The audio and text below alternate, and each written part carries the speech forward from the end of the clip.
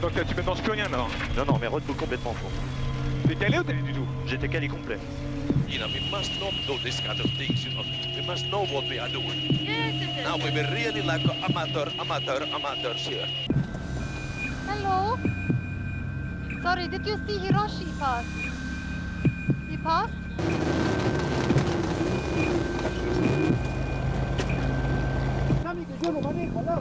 Since the early years of the Dakar, co-drivers have always been a very ungrateful job. In the shadow of their drivers, the co-drivers are the discreet heroes of the Dakar success and loss. If I don't do my work, the driver won't succeed, and if he doesn't do his job, then I won't. At the end of the day, we're a couple, I guess. In this case, we're totally inseparable from one another. We depend on each other. Some of them, he said, okay, you must reduce the speed, and some of them, he's quiet, some of them, his concentration for his job, you know, but it's all of them is really good co-pilot. They come from road rallying, or they're former rally raid riders themselves, but they must have the same key qualities. Number one thing is that you got to get along very well. You got to understand each other. You're in a difficult situation and you can do things in the right way to get out of it in the quickest way possible, you know, then it obviously works. As often in a team effort, sometimes things get extremely tense. I had two major arguments with Carlos Sainz. One was the last because we separated after that. Elle est là la piste, non? You want? No, no, no. No, no, we are not on the right cap. Huh? We go back to the waypoint. C'est pas normal ça, hein? This is not normal at all. How is possible? Sustok, sustok, sustok, sustok! Palau, sustok, aš nuotrauką padarysiu. But there aren't only tense moments and arguments in the cockpit.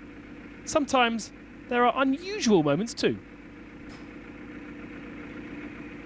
Stage 4 is another rattling through the outskirts of the Andes Mountains. And with all the rivers full of water, they aren't going to be dried when they're crossed. After conquering the lead on the previous special, Cyril de Prey was opening the way. Never an easy task, but the Frenchman has the experience and showed a solid performance, spending the whole day on his own and never being caught by his opponents. But the best time wouldn't go to this three-time Dakar winner. He had to settle for second. Instead, the title holder Marc Comer got the hammer down straight out the box. Starting sixth, he rapidly caught and overtook David Castor, flying to yet another stage win, but sadly only gaining 2 minutes on Depre. Helder Rodriguez has already had some issues with the Yamaha, meaning he was 20 minutes down before the day. He did get lost, but finished stage 4 in fourth to give him third in the overall standings, exactly where he finished last year.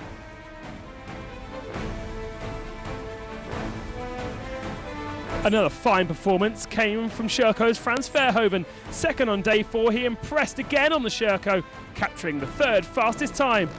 But his difficult stage 2 was holding him back overall.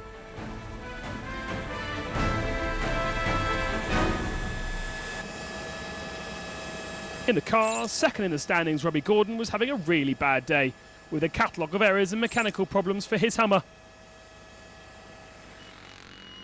He picked up a puncture and a broken alternator, and repairing it cost him 18 minutes, not to mention the water flowing into his cockpit.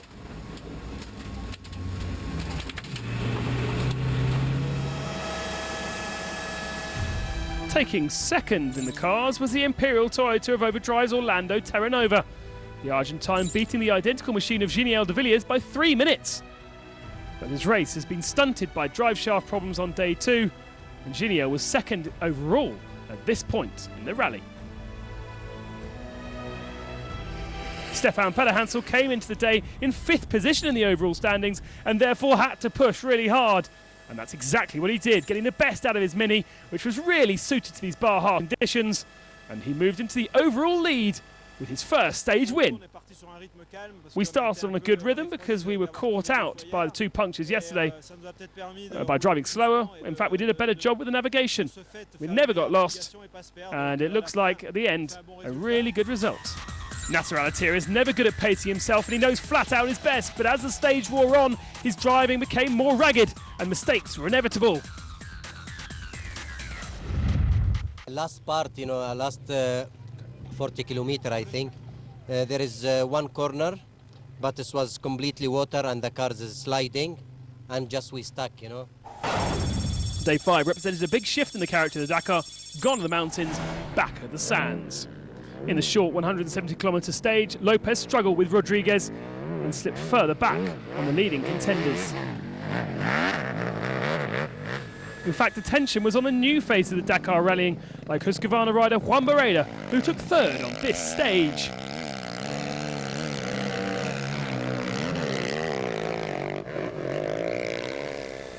Another man was Slovakian Stefan Svitko, who is 4th, just 14 minutes back from the ultimate pace, despite this unsightly faceplant.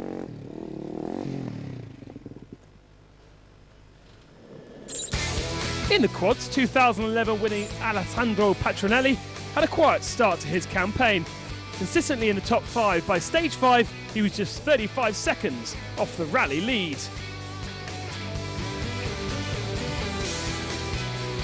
That lead was in the hands of Argentine Thomas Maffei. In only his 2nd Dakar, he had grabbed a stage victory on day 4, but it was mighty close and a great battle.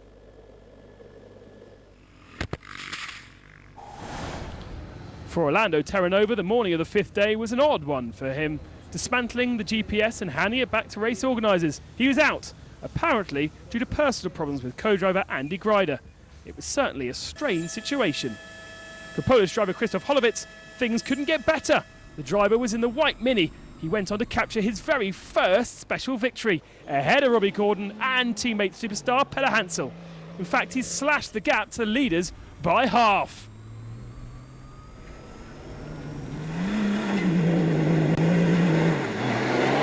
Today we decide to attack properly, and of course with be on the road.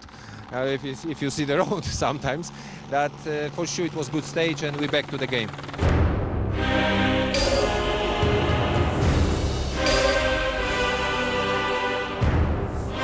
One mission for the Hummers: close that gap and especially avoid problems. Al-Attiyah managed to catch his teammate Gordon, and both were catching Leonid Novitsky. It was a fantastic show.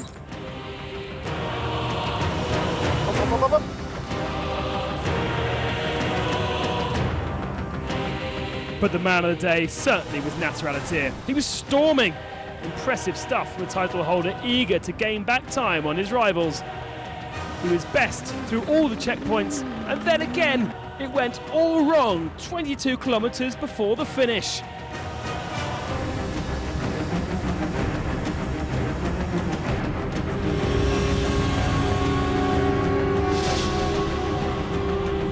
He saved that one, but later on, the car ground to a halt.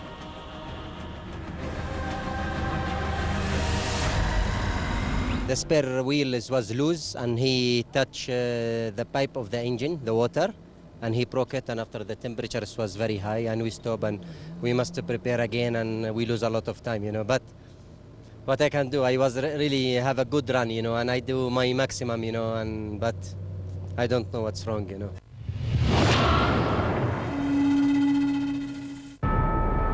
Hundreds of trucks, thousands of fans, all gathered in the Netherlands for one cause: the passion of the Dakar truck race. And once the race starts, the Dutch people turn to their TVs. A million viewers is like a huge amount. It's like, Formula One. But how did that passion start? I think the story starts with my father. Jan de Rooij was the man, a Dakar winner back in 1987. I'll remember the time when Jan overtook Arie Vertane.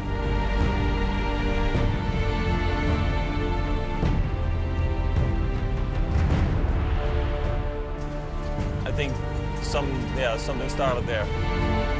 Over 20 years later, the legend is still present in the bivouac, but no longer in a truck. I started in '82. That's the first year for me. And at that moment, we were only 4 Dutch people in the truck category. And that's going up and up and up. And television is coming in. It's going sky high. Jan became a real inspiration for so many in the Netherlands, and even encouraged track stars like Tim Coronel to join in. Jan is my legend. And every newspaper piece I have from Jan. And maybe it has to be that I'm here, that's why, I don't know. The Dutch are known as being a bit crazy, and there's no doubt the truck category, the most mad machines are out there. They make up nearly half the field, and for sure the public and the racers have taken this truck race to heart.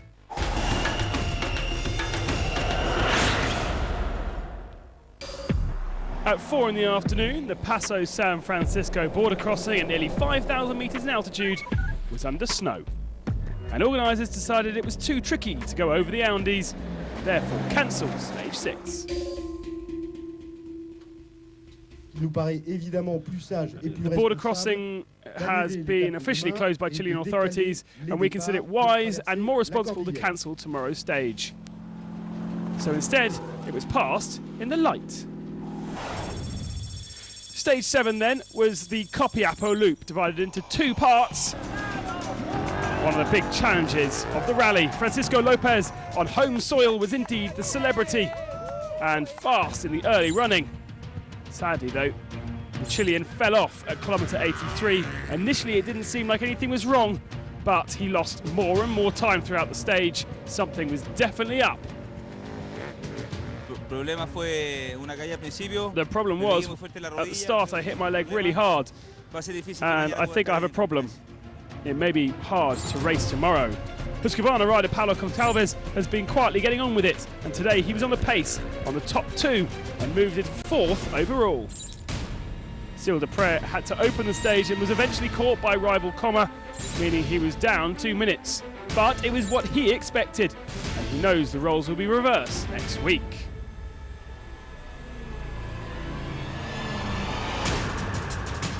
Mark Coma then reduced the gap back down to 8 minutes, but he's going to have to do something special next week to make more of a gap and to beat Deprez in 2012.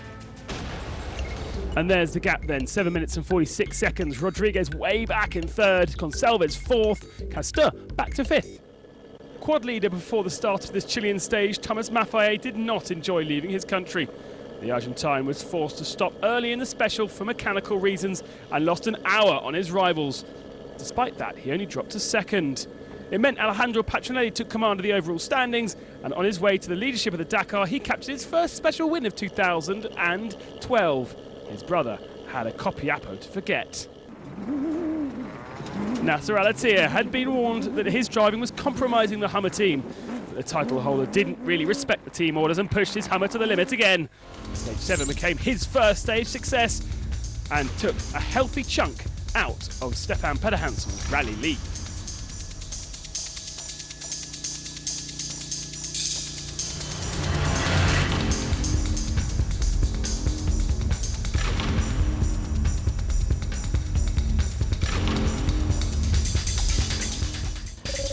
Robbie Gordon got a puncture in the early part of the day and so was on the back foot, but it didn't hold him back, and he claimed a 1-2 for Hummer, their first in Dakar history. For Stefan Pederhansel, there was no answer. The nimble Mini, too small to eat up the terrain like the Hummers, the Frenchman wasn't happy, but still had the rally lead.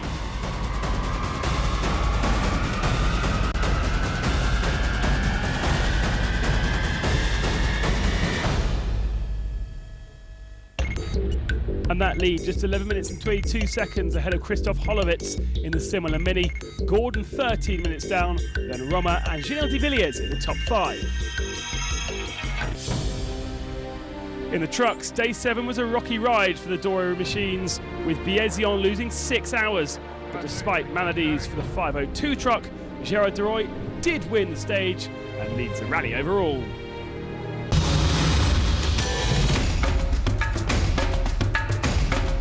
So that's week 1 done, but the discovery continues as the Dakar heads to new lands in the sands of Peru, and it promises to be a dramatic second week. Can Comer cope with being the chaser? Will the Hummers catch the Minis? How will Robbie Gordon deal with Alatia? All those questions answered, and the Dakar adventure continues.